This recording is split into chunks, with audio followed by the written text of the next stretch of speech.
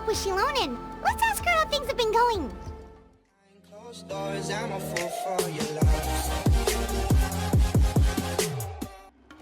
Shilonen, how's everything going? Oh, hi, Traveler and Paimon. I have bad news. Sittlali did not reply to our request, although I suppose I'm not too surprised. Huh? You mean she didn't even bother to give Kenichi a response? Guess she really does have quite the ego then. Yeah, well, she can be also quite eccentric, though she's one of the most gifted people around. Even the Masters of the Night Wind often struggle to work with her. My guess, but let's go to the stadium and see if we can meet her there. If we do get a chance to talk to her in person, we can still try to work something out. That's true. Let's go!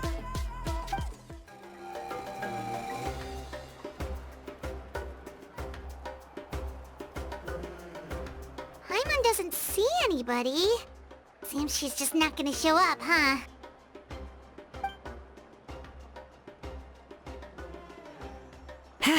Well, we tried to be as considerate as we could, but she's under no obligation to help. That might be true, but this is still a request from the Pyro Archon, right? Shouldn't the subject always answer the call of their Archon? A subject? Well, if you ask me, I'd say we're all more like friends with the Archon. Yes, Mawika is our leader, but that doesn't mean there's any kind of tall barrier between us and her. The only thing is that she often has very high expectations of us. Huh. So even though she's super powerful, it sounds like she's actually pretty down-to-earth and easy to get along with. Unlike that old hag Granny Eatstily, right? Does she think she can ignore us just because she's famous? You all talk about her like she's some kind of huge deal, but she didn't even bother to reply to our letter! Seriously, if she didn't want to come, she could at least let us know. If that's what aging does to you, Paimon never wants to get old. Oh, really? So, that's how you see me? Huh? Who's there? Who's talking next to Paimon? Oh, don't mind me. I'm just a disgruntled old hag, right? Come on, relax. I'm sure my bark's worse than my bite. Huh? Sittlali. Wait, you're Sittlali? You're Granny Eatstily? Yes, Granny Eatstly. But emphasis on Eatstly, not Granny. You must know this trope from light novels, surely. They use it all the time. The young man who's actually the oldest person in the room. The girl next door who turns out to be a seasoned veteran. The wise sage who looks like a little kid. Oh, wipe that look off your face! You've seriously never seen an older lady that doesn't look her age? Okay, well, don't go thinking it's a trick either. See? I'm barely wearing any makeup. Did I forget to mention, she's called Granny, but she's actually pretty young. It was an honest mistake. I guess we've just gotten used to it. I'm sorry. So, how old are you actually? What? How dare you? Don't you know it's rude to ask a lady her age? Paimon really didn't mean to offend you, it's just that... your case seems really unique.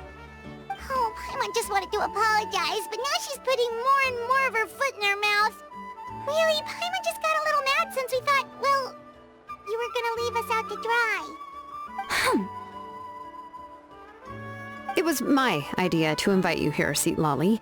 So if you're upset, you can just take it out on me. All right. I was only joking. I didn't mean to chastise anyone. There's really no need to take all this so seriously. If anything, I'm gonna feel awkward if we keep this going. I received Kenichi's letter and was planning to attend this meeting. Since I had already decided to come, I figured there was no need to draft a reply that simply said, But, of course... It's also natural for people to get held up by one thing or another as they're trying to leave the house. It certainly was a bit awkward to see that everyone else had arrived before me.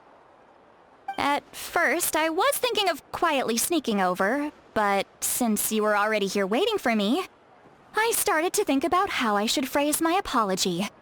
Only to hear you all talking smack about me. Anyway, that's the whole story. Honestly, it's not like I owed you an explanation anyway.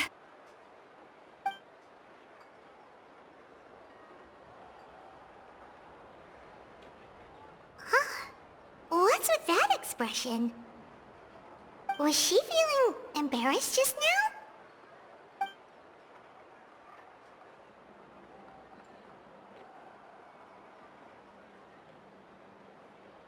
When the Masters of the Night Wind say they struggle dealing with her, I wonder if the feeling is mutual.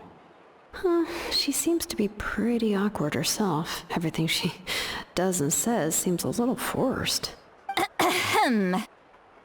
Anyway, Shilonен, I heard that you require my help in crafting an ancient name. Correct. The situation isn't like anything we've handled before. Let me explain.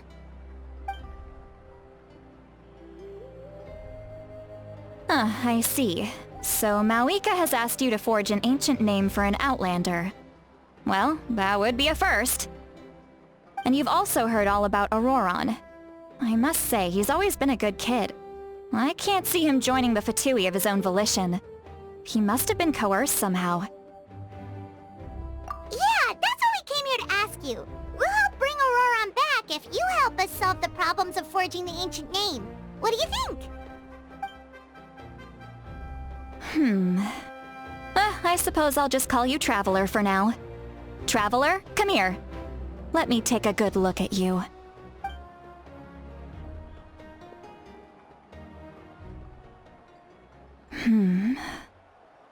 Wealth leads to unending conflicts between people. Yet you alone transcend the value of gold. Baleful thunder and wrathful waves bring terror to mortal hearts. Yet, again and again, you've braved them to find new worlds. O weary yet free soul, even the most verdant leaf in the forest will pray for your happiness and safe passage. Those are all the things that I could see in you. You've experienced far more than even most mortals could dream of. You possess the heart of a sincere hero, along with the conviction to lift a torch above your head and walk headlong into the night. Huh? Don't move. There's something here. Huh? What thing? Don't scare Paimon. Is the Traveler gonna be okay? Shoo! That should do it. You've just returned from the Night Kingdom, so some fragments of souls were still stuck to your body. No need to worry. I've just cleared out the last of them. Isn't that kinda like having part of a ghost come back with you? It's nothing as serious as that. If left unattended, the most it could do is stir up some chaos in your mind, and generally worsen your mood. Well, in that case, better to get rid of them. It was nothing. Shilonen, let's follow your proposal. Once you've brought Auroron back, I'll take you to see the Lord of the Night. The Lord of the Night? But don't we need to talk to the Wyab of the tribes? Something this important is beyond their jurisdiction. Only the Lord of the Night can decide whether we can grant an ancient name to one who does not hail from our lands. The Lord of the Night is an ancient entity that rules over the entire Night Kingdom, constantly borrowing the power of the sacred flame to combat corrosion from the abyss. Oh, so you're basically saying it's even more powerful than the Wyab of the tribes. Well, that sort of makes sense, being the lord of the entire Night Kingdom and all. Not exactly. It's not so much that one's more powerful than the other. But never mind. That's not important. It would take too much time to explain. Just listen carefully to what I'm about to tell you. The Lord of the Night is currently in a deep slumber, and we can only communicate with its consciousness while in a trance. In other words, in a dream. But I will need to prepare a few more things if we are to hold a ceremony to achieve the state of the trance. I'll make a list. Can any of you get everything for me? I can go. It'll probably be a long list, so better leave it to someone who knows all the local vendors. Sounds good. Then we'll go with Sитлали to track down Auroron. Phew, the Fatui are nothing to scoff at, so please, be careful during your investigation. If you need any— Yep, we'll be sure to play it safe.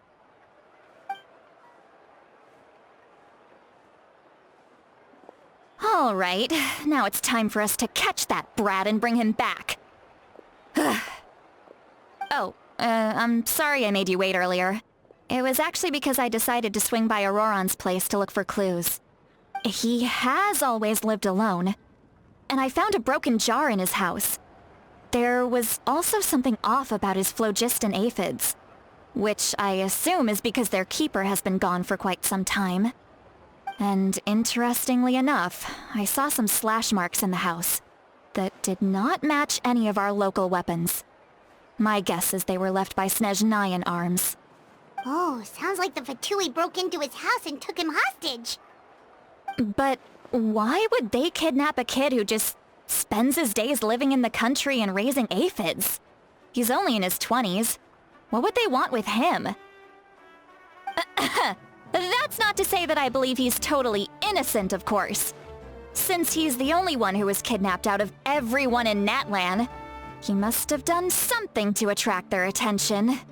In any case, we'll get to the bottom of this once we manage to get him back here. I'm truly sorry to put you two through all this trouble with me. But please help me get him back. You can count on us! All right, then let's start by heading to where Auroron was seen last.